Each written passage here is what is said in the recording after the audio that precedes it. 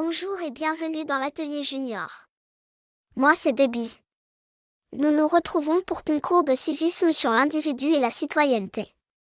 L'homme n'est pas fait pour vivre seul. Il vit en société, au sein de laquelle il a des droits, des devoirs, et une identité légale et morale. C'est là qu'intervient la notion de citoyenneté, qui transforme l'individu en acteur de la vie collective. Parlons à présent de l'individu.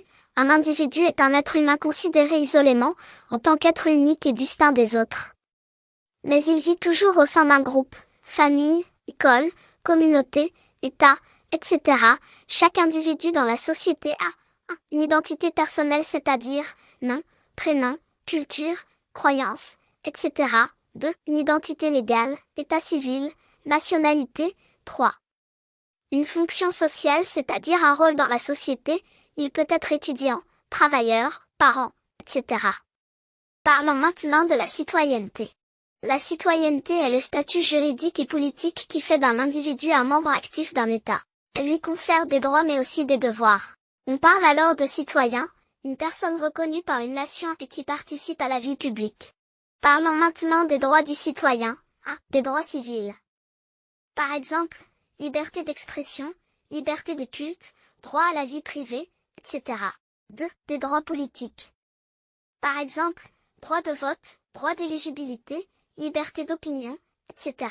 3. Droits sociaux. Par exemple, droit à l'éducation, à la santé, à la sécurité sociale, etc. 4. Droits économiques. Par exemple, droit au travail, un salaire équitable, etc. Voici une illustration. Le droit de vote permet aux citoyens de choisir ses dirigeants et de s'exprimer sur les lois.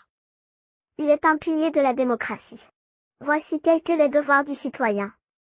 Pour vivre ensemble, chaque citoyen doit respecter les lois, payer ses impôts, protéger les biens publics, respecter les autres, tolérance, parfois défendre la nation, service militaire, en cas de guerre, voter et participer activement à la société. Exemple, un citoyen qui jette ses déchets dans la rue ou fraude les impôts liés à l'intérêt collectif. Parlons maintenant de citoyenneté et État. 1. Le lien juridique. La citoyenneté est attachée à la nationalité. Un citoyen est reconnu par un État, qui garantit ses droits et exige le respect des devoirs. 2. Perte ou acquisition.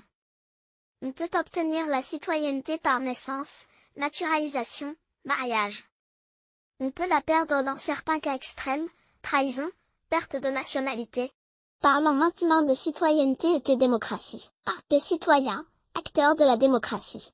Dans une démocratie, les citoyens